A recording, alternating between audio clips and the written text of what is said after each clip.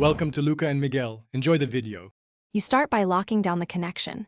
Plug your Xbox or PC into Ethernet or move to a dedicated 5 GHz band. Once done, make sure background downloads and streaming are paused.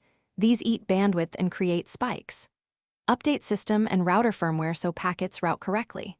Also check your ISP plan, aim for 100 Mbps or higher and under 30 millisecond latency. Do this first so the cloud session has a stable foundation and you avoid chasing symptoms later. Now refine in-session behavior. Open the Xbox Cloud options and choose low latency or balanced quality. Drop resolution if you notice stutter. On your router, enable Co-S and prioritize your Xbox or device, reserving roughly 1/4 of bandwidth for gaming to prevent spikes. Verify NAT is open and required UDP ports are not blocked. Make sure your controller uses a direct connection to reduce input lag. These steps reduce both network jitter and the server-to-client delay. Finish by testing. Run a speed and ping test to the nearest region. Look for stable results under 30 milliseconds and low jitter.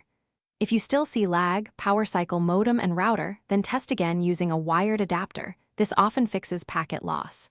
Disable VPNs and EOT devices on the same band. If problems persist, lower the cloud stream bitrate or switch the region to see improvement. Troubleshooting tip: if spikes remain, capture a 1-minute packet log and reboot equipment before contacting support. Thanks for watching and please subscribe.